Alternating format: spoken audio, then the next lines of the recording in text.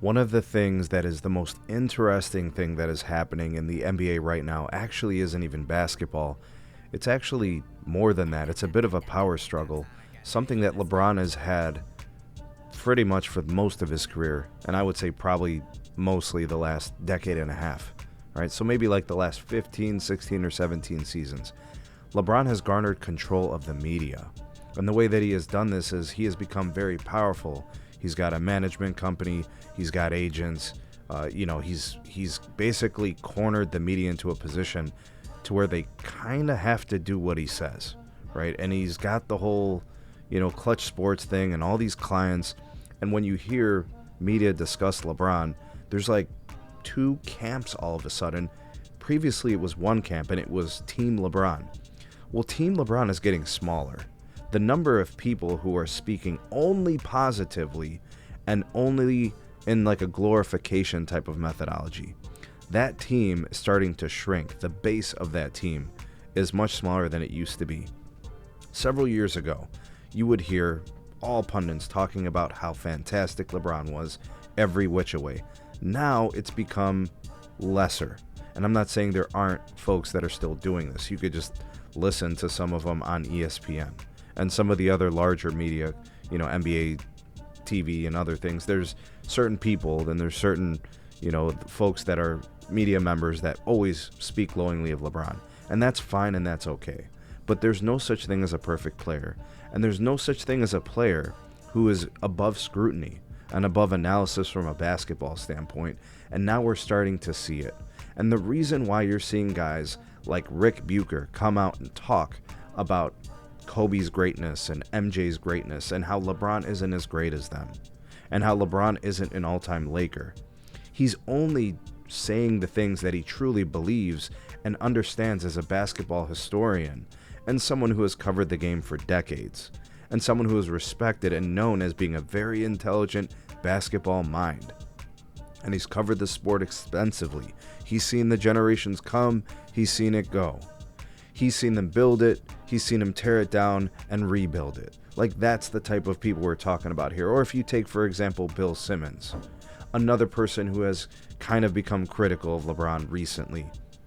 And they're also, you got your Stephen A's, who really hasn't been able to be controlled by LeBron for a long time now. This is starting to become a staple of the NBA media now. The media cover, and just the folks that cover the game, whether it's, the analysts or it's just people that speak on it with different streams and podcasts and, whether it's YouTube channels or digital platforms on TV, whatever. They're all kind of taking the same stance. LeBron has been trying to control the media for a long time, and in some ways, he still does control it. Or he controls a majority of it, maybe more than 50%. But the loudness of the folks who are willing to criticize LeBron is picking up, and the frequency you're starting to hear media criticize LeBron is picking up, and it's one simple reason. They want control back. That's what it's always been. They want control back of the freedom to speak. They want the ability to say what they truly believe, and they want to say what they see. They don't want to say what LeBron wants you to know, what their media controllers want you to know or want you to think. They don't want to have manipulated wordplay, word salad that's going to enhance a player's legacy in order to destroy another one's. They don't want to do that. They don't want to be on the wrong side of history, because there's going to come a point in the near future where LeBron is going to retire, and all that's left is going to be the games that LeBron played, the championships that he won. The legacy is the play. The legacy is the outcomes. The legacy is going to be what he did on the basketball court.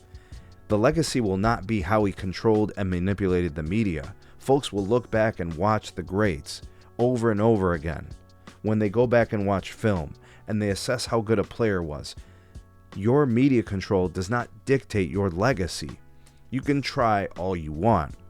You can try to control the media, but at some point, and you're starting to see it now, you're starting to see some fraying in those ropes. You're starting to see some weakness and some kinks in the armor. You're starting to see doubt.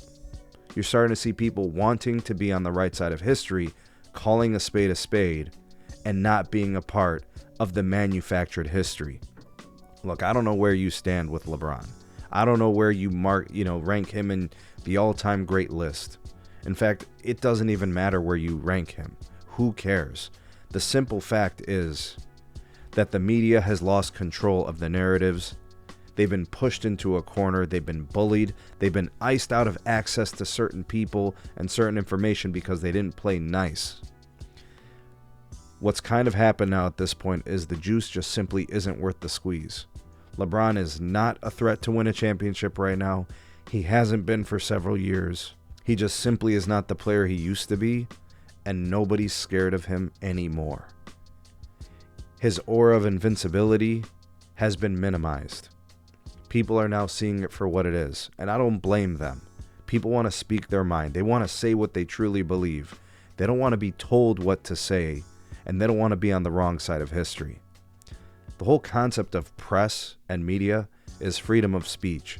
So if Charles Barkley wants to question what is going on with LeBron or his legacy or the GM or getting coaches fired or getting players kicked off and traded, if he wants to talk about it, so be it. If anybody else wants to talk about it, they should. And without scrutiny, because those things happened and you can't change history. People aren't stupid. They know what they are seeing. They know what's happening. And the media is culpable for allowing LeBron to become this powerful and to try to control the narrative. And I think they're trying to get it back. They're trying to get their voice back. And right now, the Bill Simmons, the Rick Buchers, they're going to influence more people to take that stance. I think more people are going to stand with them. And I think Stephen A. Smith was right for what he said. He's sick and tired of being force-fed narratives and BS and nonsense. And he's not going to fall for it anymore. And nobody's going to fall for it anymore. What's really important about the YouTube platform, amongst others, is the ability to produce content and have perspectives that differ. If mainstream media is telling you how great a guy is and there's no flaws whatsoever, that is a red flag. That is a huge red flag. There is nobody above reproach. Every player should be evaluated and scrutinized for their play. And if they're more influential than even just play, they deserve even more scrutiny. So yes, LeBron is culpable for all of his actions as a player, all of his actions as a GM too. And you know what? To have that much power and to only produce only so many championships out of all of those powerful moves he made, he probably deserves even more scrutiny than that. And I don't know what you guys think about my take. I just wanted to voice my opinion and give my perspective on this matter. But I don't think it's really deniable. I think it's pretty obvious to see.